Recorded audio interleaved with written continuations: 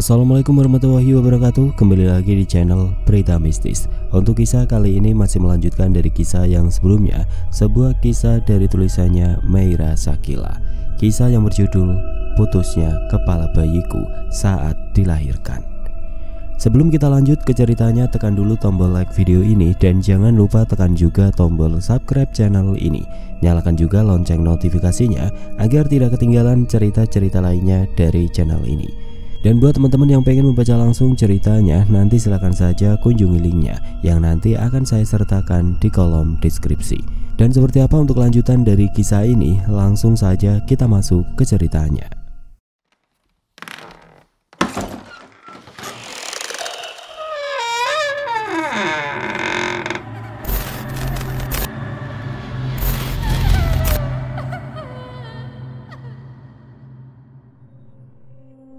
Satu jam sudah mereka melewati jalan yang gelap bersama hujan gerimis. Tidak ada pembicaraan di selama perjalanan. Semua sibuk dengan pikirannya masing-masing, terutama Danur yang masih memikirkan Arimbi. Benarkah Paman melakukan itu? Benarkah sejahat itu dan sekeji itu hatinya? Batin Danur bermonolog. Sejauh ini ia tidak melihat keanehan selain dari kedua sepupunya, terutama Rania. Ia sering berteriak histeris dan mengatakan melihat Arimbi.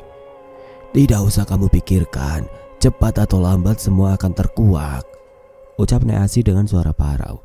Danur hanya diam, tidak lama memasukkan mobil ke dalam halaman rumahnya. Mari Nek, ini rumah saya. Danur membuka pintu dan menuntun Neasi. Neasi terperangah menatap rumah indah dan megah, ada taman di sampingnya dan juga tempat bermain. Ia seolah enggan untuk memasuki rumah Danur, terbiasa dengan keadaannya yang tinggal di rumah gubuk. Ayo Nek. Tapi, tidak apa, ini rumah saya. Nenek tidak usah ragu atau juga sungkan. Neasi diam dengan perasaan yang sangat berbeda. Mereka pun memasuki rumah yang sudah ditunggui oleh Rangga dan Mirna di ambang pintu. Namun saat Neasi menapakkan kaki di rumah itu, ia merasakan ada sesuatu. Ia bisa merasakan jika ada kekuatan dan sosok astral di rumah itu. Ia hafal dengan wangi Arimbi dan ia hafal jika ada sesuatu di rumah Danur. Energi yang sangat kuat, lirihnya membuat Danur diam dan bertanya. Maksud nenek? Tidak apa-apa. Assalamualaikum Bi, Paman, kenalkan, ini Nek Asi, nenek saya. Sapa Danur pada Mirna dan Rangga sambil memperkenalkan Nek Asi. Waalaikumsalam. Ya ampun Nek, kenapa baru datang sekarang? Ayo masuk, Pak, Danur. Mereka pun mempersilahkan Nek Asi masuk. Namun semakin dalam Nek Asi semakin merasakan energi yang semakin panas. Ia mencium aroma yang tidak biasa dan membuat sedikit ilmu batinnya ia gunakan untuk melihat apa yang terjadi. Wah, ada tamu Mbak. Gendis menghampiri saat melihat mereka tengah berkumpul di ruang tamu dan melihat sosok seorang nenek duduk dengan menatap tajam padanya. Siapa dia Danur? Kamu bawa pengemis dari mana? Jaga ucapanmu. Dia nenek saya. Maaf, tante nggak tahu. Maafin saya Nek, ujarnya karena merasa tidak enak pada Danur. Ada apa ini rame-rame? Dirga pun datang dan mendengar keramaian. Ia sama terkejut karena mendapati sosok nenek Asi berada di sana, namun tidak bertanya ataupun berkata yang aneh seperti Gendis. Nah, ini saya bawa sayur dan umbi yang masih segar. Maaf bila tidak membawa oleh-oleh yang lain. Gendis dan Dirga tertawa kala melihat Neasi memberikan satu kardus sayuran dan umbi. Ya ampun Nek, kok repot-repot segala? Terima kasih, ini saja sudah sangat merepotkan.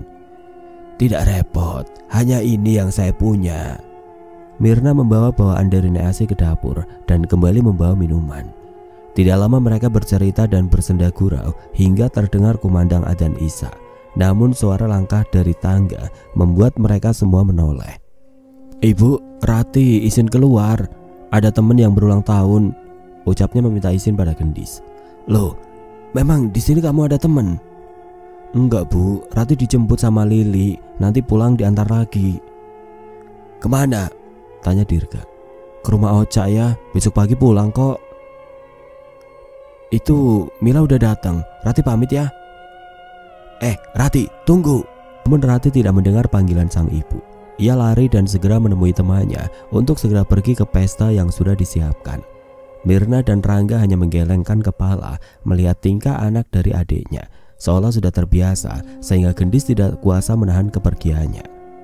Sudahlah, biarkan saja, kan sama Mila.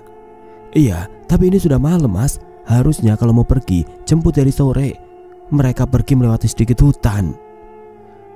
Gak apa-apa, di sini aman. Gak usah terlalu khawatir. Nek, apa nenek mau istirahat? Suara Mirna menghenyakan Nek Asi yang melamun menatap Dirga. Mirna segera memotong perdebatan Gendis dan Dirga yang dirasa sangat tidak heran baginya. Nek, bukan dia. Nek, ada apa? Nek Asi berkata lirih dengan pandangan menatap Dirga, membuat Danur, Mirna dan Rangga menoleh mendengar suara. Ada apa Nek? Tanya Danur. Tidak ada. Saya lelah, ingin istirahat. Ya ampun Danur, cepat bawa nenek ke dalam. Perjalanan kalian jauh, dia pasti kelelahan. Mirna mengusap tangan Nek Asi dengan wajah nyengir kuda. Danur pun mempersilahkan Mirna membawa ke kamar tamu. Namun pandangan Nek Asi masih lekat menatap Dirga yang tengah sibuk berbincang dengan istrinya. Rangga dan Danur sibuk dengan urusannya. Ada sesuatu yang memang membuat Rangga penasaran. Danur, paman mau bicara, bisik Rangga pada Danur. Danur pun mengangguk. Lalu mereka berpamitan untuk pergi ke teras rumah. Danur, apa dia nenek yang kamu bicarakan pada paman waktu itu? Tanya Rangga sedikit berbisik. Iya paman, Arimbi meminta saya membawanya. Dia harus menjaga tantri beberapa waktu selama di sini karena apa? Rangga semakin penasaran dengan kata-kata Danur yang mengambang di udara. Danur ragu untuk mengatakan kenyataan. Ia takut jika Rangga tidak mempercayai apa yang ia katakan. Ia juga ragu jika Rangga malah menuduhnya. Ada apa? Katakan, apa ada sesuatu yang serius? Saya bingung mau berkata apa. Saya takut, paman tidak percaya dan saya takut. Katakan, percaya atau tidak itu urusan nanti. Jika ini masalah keselamatan tantri. Apa paman akan percaya jika yang membunuh istriku adalah keluarganya sendiri? Maksud kamu? Rangga semakin tidak mengerti dengan apa yang dikatakan dan dimaksud kata-kata Danur. Danur pun menarik nafas dan membuangnya secara kasar. Ia tidak peduli percaya atau tidak Rangga padanya. Ia tetap mengatakannya. Yang membunuh dan menumbalkan anak istriku adalah Dirga. Bagai sambaran petir yang menghantam ulu hatinya, Rangga terkejut mendengar apa yang diucapkan Danur. Apa maksud kamu? Istriku ditumbalkan oleh omnya sendiri, pamannya sendiri. Paman yang biasa ia panggil om itu. Dialah apa? Danur dan Rangga menoleh pada suara yang terdengar berat dan serak karena terkejut. Bibi? Ibu? Pak, apa maksud dari semua ini? Apa maksudnya Pak?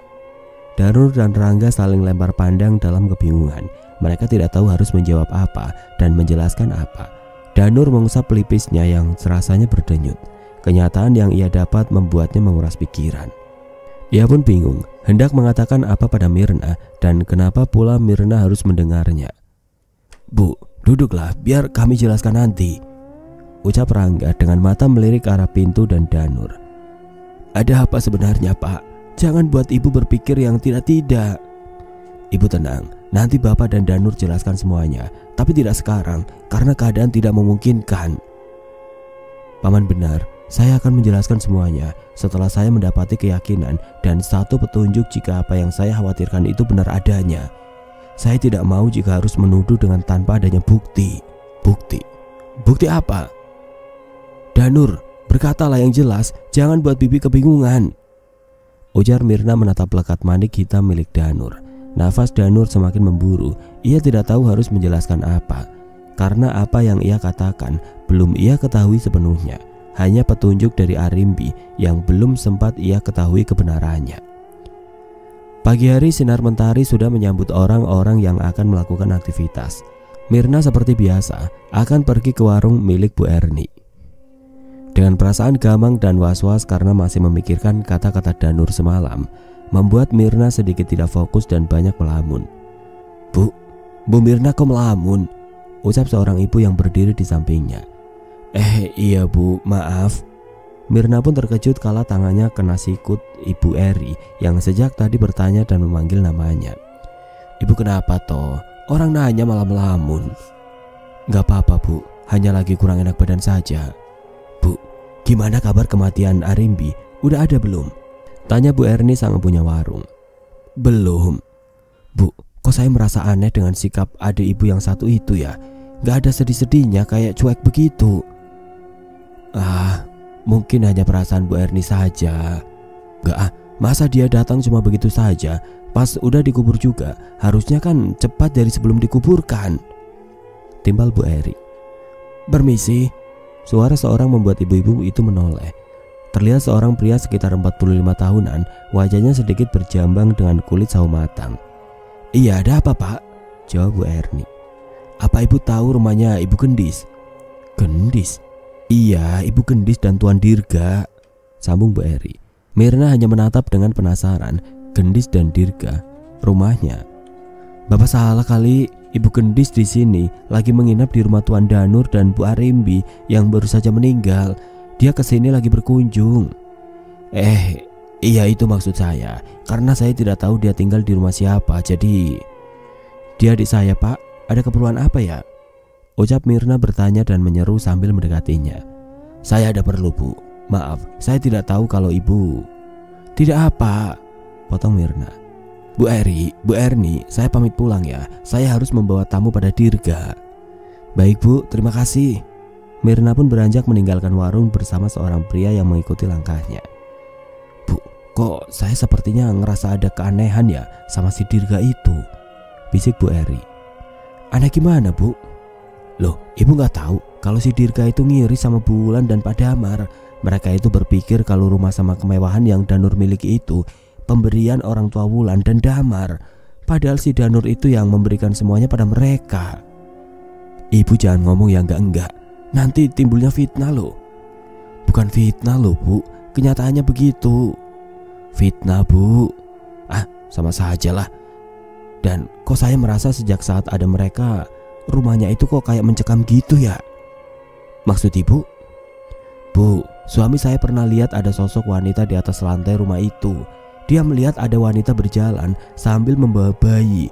Tapi apa? Jangan bikin saya takut. Saya pulang malam lewati rumahnya. Dia...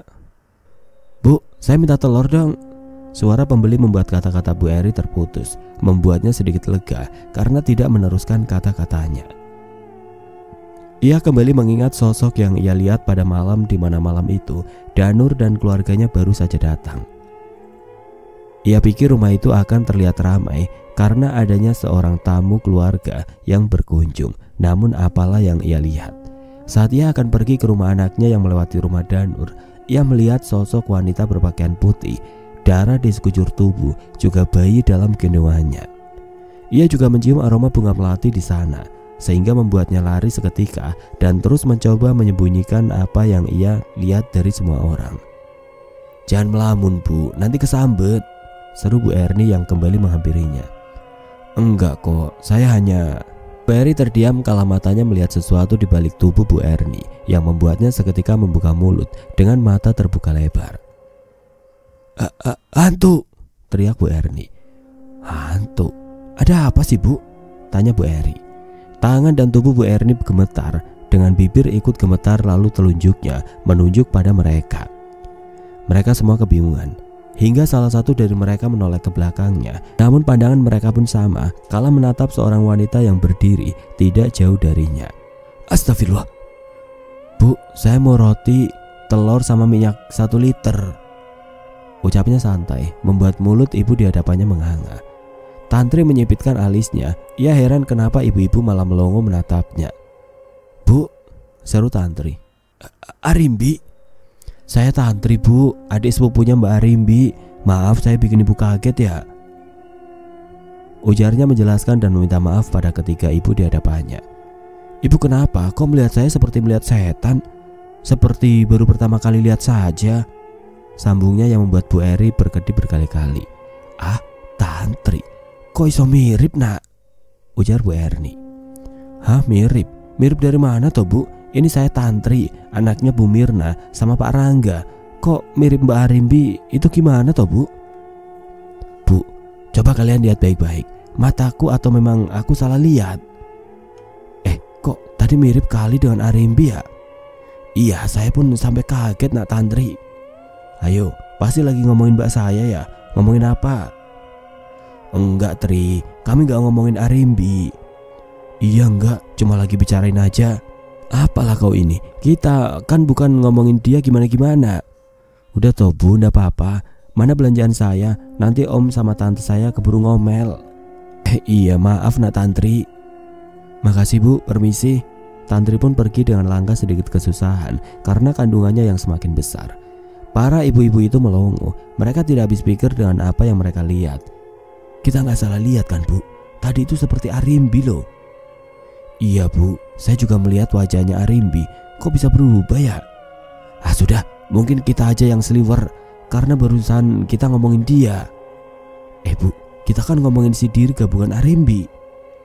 Sudah Bu, saya pamit pulang duluan. Gak enak badan kayaknya, tiba-tiba badan kok berasa meriang gini. Iya, sama saya juga. Ya udah, kami pamit ya Bu. Permisi. Bu Erni pun mengangguk. Dengan perasaan gelisah ia memikirkan penampakan yang baru saja dilihatnya. Di lain sisi di rumah Danur, tengah ramai dan tampak beberapa orang tengah bercanda di halaman rumahnya. Dirga, Gendis, dan seorang pria yang terus berbicara arogan dan keangkuhannya, namun akan berubah ketika berbicara di hadapan Mirna dan Danur. Dirga, kau lebih cocok menjadi pemilik rumah ini. Kau tampan dan sudah cukup umur untuk mengelola perusahaan ternama di desa ini.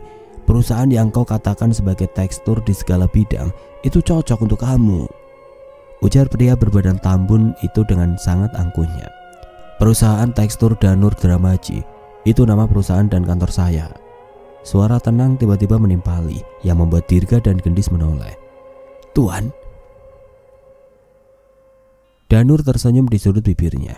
Ada kekesalan yang ia berusaha pendam. Ia melihat sikap pria yang baru saja tiba di rumahnya. Anda mau tahu, perusahaan ayah dan ibu, pemberian dari orang tuanya, hanya perusahaan kecil. Perusahaan itu sudah hangus sejak lama dan perusahaan yang saya miliki bukan dari mereka. Bukan perusahaan Damar Hadiningrat. Perusahaan itu bangkrut karena orang tua ayah dan ibu selalu mengalah untuk memenuhi keinginan paman Dirga. Dan perusahaan tekstur Danur Dramaji adalah perusahaan dari hasil kerja saya sendiri. Rumah, mobil, semua atas nama saya, bukan atas nama orang tua Arimbi, istri saya. Ucap Danur dengan tenang dan panjang lebar, seolah menegaskan jika rumah, perusahaan dan segalanya bukan milik orang tua Arimbi. Apa maksud kamu Danur? Tanya Gendis penasaran. Yang Danur katakan, jika rumah ini, mobil dan perusahaan itu semua atas namanya, bukan nama Wulan, Damar, ataupun Arimbi Dirga. Jadi jika kalian punya pikiran jika ini milik Wulan dan Damar, kalian salah, timbal Mirna. Mbak, bukannya dulu ibu sama ayah memberikan kalian segalanya karena kalian anak perempuan, dan Mas Dirga juga anak laki-laki lainnya hanya dianggap sebelah mata, sinis Dirga. Kata siapa? Kok sepertinya malah semakin dalam pembahasannya. Ada apa? Ada sesuatu? Mirna balik bertanya dan menekan nada pembicaraannya. Terlihat Gendis dan Dirga yang saling lempar pandang dan salah tingkah. Saya tahu pikiran kalian. Kalian pikir jika rumah yang saya tempati milik ibu dan ayahnya Arimbi. Kalian salah. Rumah ini milik saya yang saya beli sebagai mahar untuk Arimbi.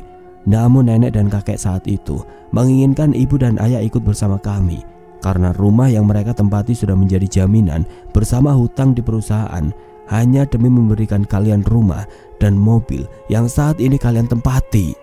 Sejak saat itu, perusahaan mereka aku simpankan saham dan menjadi bagian dari perusahaanku.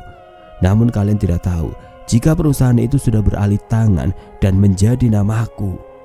Danur terus berkata dengan sedikit nada puas. Ia ingin tahu bagaimana reaksi Dirga saat tahu jika semua yang ingin ia miliki adalah miliknya. Apakah akan ada penyesalan?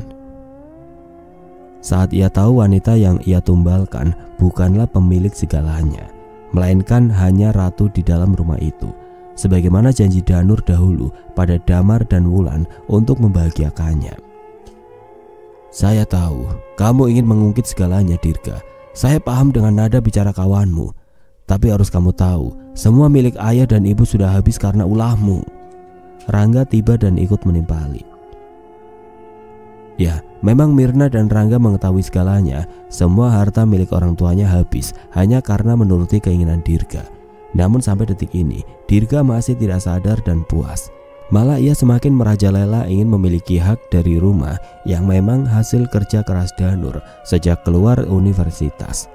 Ia diberikan modal kecil oleh keluarganya dan mendirikan sebuah perusahaan kecil yang hingga beberapa tahun lamanya ia bisa berhasil dan menjadikan sebuah perusahaan tekstil Danur Dramaji. Yang sampai saat ini semua orang mengenal perusahaan itu sebagai perusahaan tekstur yang memang berhasil dalam segala hal bidang apapun.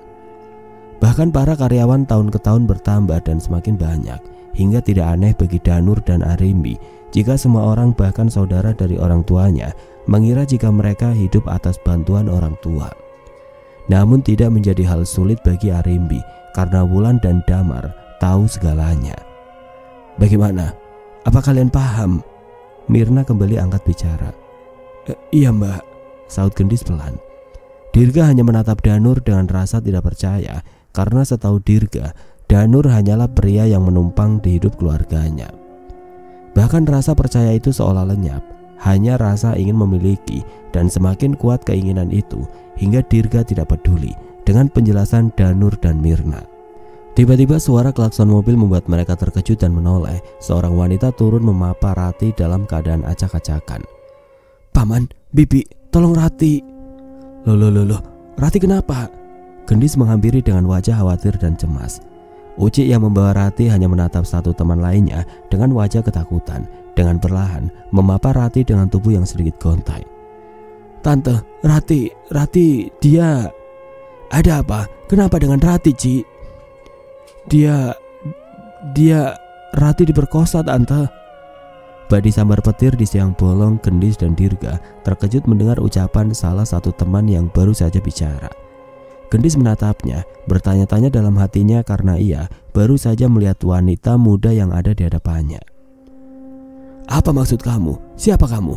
Saya tidak kenal kamu dan tidak pernah melihat kamu sebelumnya. Kenapa kamu datang membawa kabar dengan mengatakan hal yang tidak seharusnya?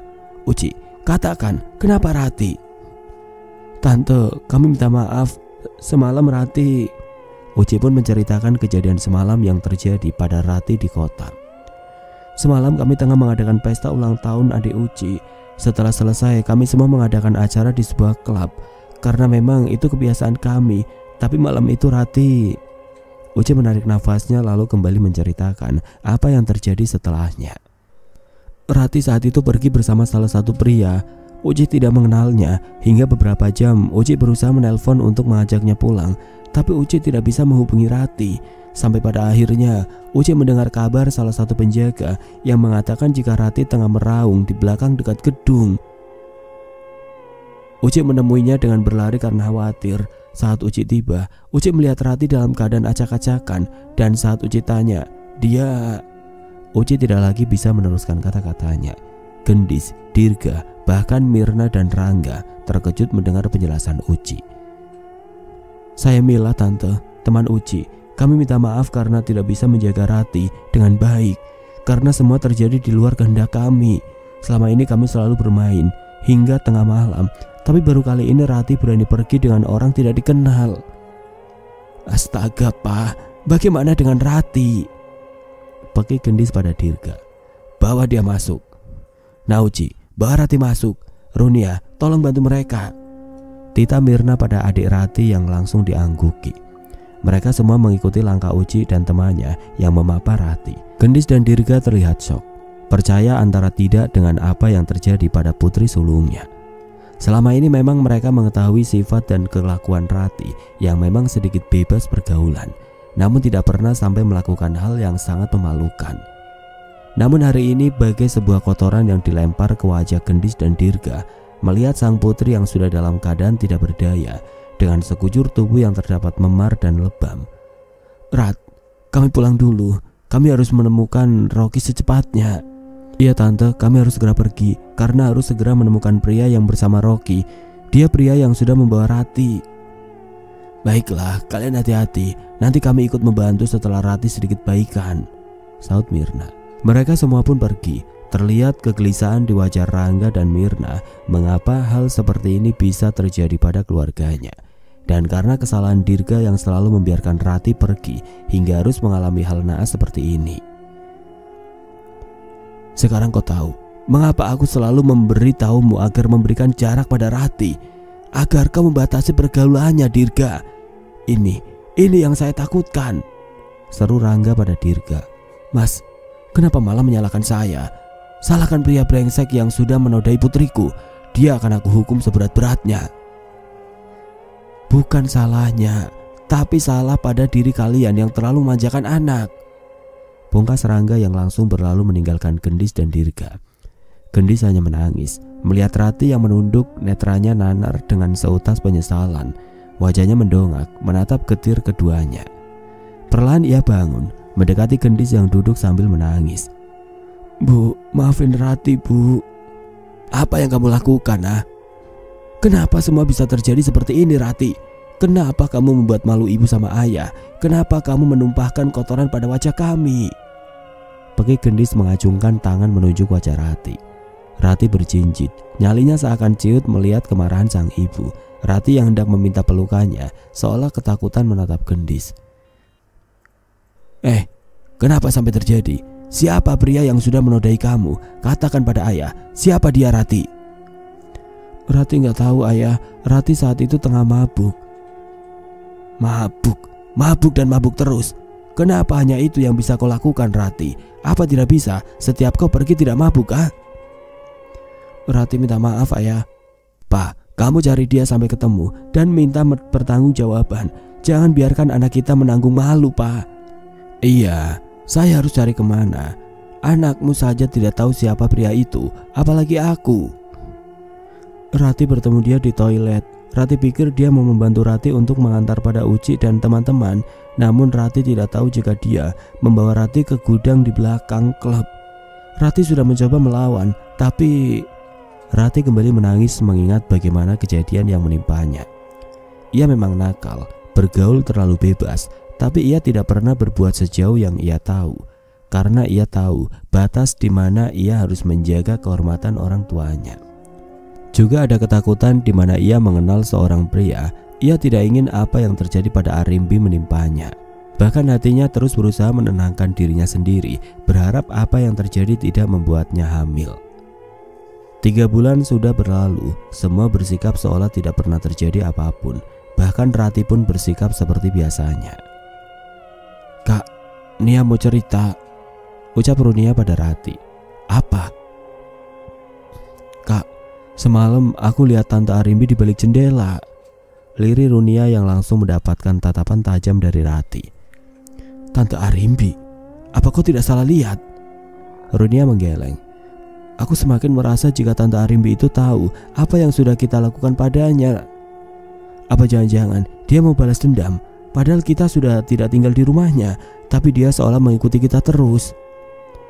Runia takut, Kak. Runia takut Tante nyakitin kita. Rati, Runia, sarapan dulu. Pintu terbuka, terlihat Gendis menyembulkan kepalanya. Ia memanggil keduanya untuk segera sarapan. Namun aroma masakan seakan terbawa arus angin ke dalam kamar. Runia yang sudah merasa lapar pun langsung mengangguk dan segera beranjak. Namun tidak dengan Rati. Ia merasakan sesuatu di perutnya. Rasa yang bergejolak seakan tengah diaduk, membuatnya sangat mual.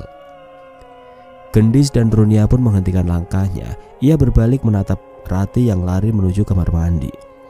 Rati, kamu kenapa? Pasti dia mual menghirup aroma masakan, Bu. Apa? Sejak kapan?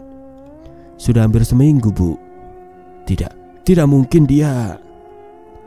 Gendis terpaku, mulutnya terbuka lebar kala mengingat apa yang terjadi pada Rati. 3 bulan sudah sejak terjadinya peristiwa itu. Rati dibawa pulang setelah ia terus meraung ketakutan karena melihat Arimbi. Papa. Wajahnya cemas dan ketakutan melekat di netranya yang sayu. Pagi yang seharusnya ia nikmati, kini malah seakan hilang karena melihat kondisi Rati. Ada apa, Andis? Kenapa pagi-pagi teriak-teriak? Seru Dirga menghampiri Gendis dan Runia. Pak, kita harus membawa Rati ke dokter. Kenapa memangnya dengan Rati? Pak, Rati sepertinya dia hamil." "Apa?" Gendis mengangguk samar. Kesedihan begitu kentara. Meski ia memiliki hati yang sedikit jahat, namun ia sangat peduli pada kedua anaknya. Dengan perasaan risau, Rati dibawanya menuju dokter kandungan. Dengan bertanya-tanya, Rati mengikutinya meski dengan perasaan yang tidak bisa ia katakan. Melihat kerisauan Gendis, Rati seolah mengerti jika ada sesuatu yang terjadi padanya. "Selamat, Ibu Rati tengah mengandung 8 minggu. Rati terpaku mendengar apa yang dikatakan dokter terhadapnya. Ia menggeleng, ia tidak percaya jika dirinya kini tengah berbadan 2. Perasaan hancur, masa mudanya hancur karena perbuatan pria yang sudah merenggut kesuciannya. "Tidak, aku tidak mungkin hamil. Aku tidak mau anak ini," teriak Rati sambil memukuli perutnya. Ibu tenang. Ini darah dagingmu sendiri. Ia tidak berdosa, Bu." "Tidak, aku mau dia mati. Aku mau dokter gugurkan kandungan ini. Aku tidak mau anak ini." Satu tamparan mendarat di bibir Rati. Ia mendongak menatap Dirga yang menatapnya tajam. "Pulang, dan tidak perlu banyak bicara." Rati terdiam dengan wajah tertunduk. Ia meringis mendapati pipinya yang panas dan sedikit memerah. "Bu, kami permisi." "Baik Pak, Bu." Gendis, Dirga dan Rati pun meninggalkan ruang perawatan dan pemeriksaan. Dengan hati ketakutan, Rati terus berjalan di belakang Dirga. Ada ketakutan tersendiri bagi Rati. Ia takut dirinya jadi bahan bagi pekerjaan Dirga sebagai pengikut para iblis. Sepanjang perjalanan hanya ada kesunyian, tidak ada pembicaraan di antara ketiganya. Begitupun Rati, hanya dia membisu, seolah tengah bergelut dengan pikirannya sendiri. "Turun, ingat, jangan kau berbuat sesuatu yang akan merugikan kita semua." "Sudah Pak, lebih baik kita pikirkan semuanya. Bagaimana kedepannya tentang anak kita?" "Dia itu terlalu ceroboh, sampai harus merasakan hamil sebelum ia memiliki suami. Kalau orang-orang tahu, mau ditaruh di mana muka ini, Dis?" "Lalu kita harus bagaimana? Semua sudah terjadi dan aku bisa apa, Pak?" "Sudahlah, aku capek." Gendis mengempaskan tubuhnya di atas sofa. Ia memijat pelipisnya yang terasa berat dan pening. Entah apa yang harus ia lakukan jika Rangga dan Mirna tahu Rati hamil. Beralih ke rumah Danur. "Bu, gimana kabar Rati ya?" tanya Tantri. "Iya Tri, Gendis sudah hampir sebulan tidak memberi kabar. Apa mereka baik-baik saja?" "Apalah kalian ini, masih saja mengkhawatirkan anak itu. Biarkan saja, biar Dirga tahu rasanya malu disuguhkan kotoran oleh anaknya sendiri," Rangga menyauti. Ya, Dirga dan anak istrinya diusir dari rumah Danur setelah seminggu kejadian di mana Rati diperkosa. Danur tidak menerima mereka yang sudah membawa aib di rumahnya. Namun bagi Mirna, Dirga tetaplah adiknya dan Rati adalah keponakannya. Tidak perlu meski ada seutas noda yang tertoreh, namun hati Mirna masih memiliki kasih. "Pak, semenjak mereka pergi hati ibu tidak tenang." "Tapi Bu, sejak kepergian mereka rumah ini juga tenang dan nyaman. Tantri tidak lagi merasakan kesakitan, tidak lagi merasa was-was." "Ibu dengar, Arimbi tidak menyukai kehadiran mereka di rumah ini. Harusnya ibu tahu kalau..." "Paman?" Rangga menghentikan ucapannya kala suara seseorang memanggilnya. Terlihat Danur tengah berdiri di ambang pintu dengan wajah menatap Rangga. Danur sedikit menggeleng, membuat Rangga mengusap wajahnya. Hampir saja ia keceplosan dan membuka rahasia yang sengaja Rangga dan Danur tutupi dari Mirna. Danur, ada apa?" "Bagaimana keadaan Tantri? Apa perutnya masih suka sakit?" "Tidak nak, sepertinya sejak kepergian Dirga, sosok itu sudah sedikit jauh dari rumah kita." "Iya mas, Tantri juga merasa rumah ini kembali nyaman. Tapi apa?" "Mas, kemarin aku sempat melihat bayangan seseorang, persis seperti Mbak Arimbi. Tapi di saat malamnya aku bermimpi jika Mbak Arimbi tengah memakan sesuatu." "Sesuatu?" Tantri pun menceritakan di mana malam itu ia bermimpi bertemu Arimbi yang tengah membawa gumpalan daging merah yang begitu anyir. Saat Tantri mendekat, Arimbi meraung dengan mulut yang dipenuhi darah dan juga daging yang merah. "Dia, janinnya akan aku jadikan santapan dan juga akan menjadi tumbal sebagai ganti bayiku." Dengan tatapan tajam ia menatap Tantri dengan mata yang merah menyala, membuat Tantri terhenyak sehingga sadar dari dalam mimpi. Dia akan membalas apa yang sudah mereka lakukan. Semua menoleh pada asal suara. Nek Asi, ia tengah berjalan sambil menatap Danur dan Rangga. Hanya pandangan yang menjadi suara, yang membuat Nek Asi mengerti akan pertanyaan yang tidak terucap.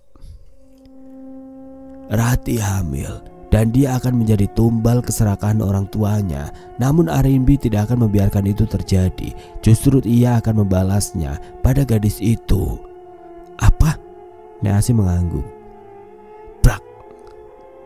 Suara benda terjatuh membuat mereka menoleh. Namun bersamaan dengan itu, lampu ruangan hidup dan mati. Loh, Pak, ada apa ini? Dia ada di sini, lirik Nek Asi. Siapa? Tidak ada sautan, hanya keheningan dengan lampu yang terus mati dan menyala.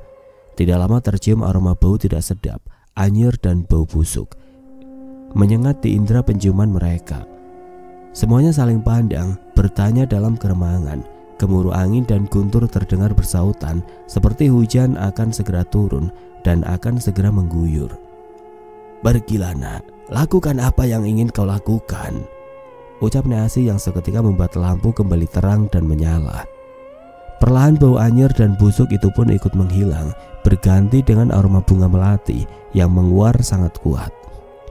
Ia marah karena kehamilan Rati akan dijadikan sebuah alasan untuk kembali merebut segalanya.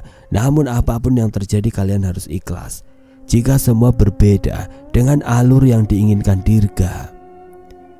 Maksud nenek? Siapa yang nenek maksud? Arimbi? Nek Asi mengangguk. Pandangannya lurus menatap angin dan guyuran hujan di luar jendela. Dia akan mati. Mati dengan sangat mengenaskan. Mereka akan mati tidak lama lagi. Semua akan mati. Semua terpaku mendengar ucapan Nek Asi yang terlihat sangat berbeda. Wajahnya pucat, bahkan tatapannya sangat dingin dan kosong. Danur mendekat secara perlahan menatap netra Nek Asi dengan lekat. Namun saat pandangan itu bersatu, Danur, mereka yang membunuhku.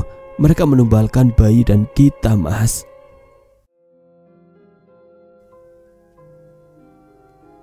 Oke teman-teman, sampai di sini dulu ceritanya. Nantikan kelanjutan kisah ini di video berikutnya. Agar tidak ketinggalan, klik tombol subscribe channel ini dan nyalakan lonceng notifikasinya. Wassalamualaikum warahmatullahi wabarakatuh.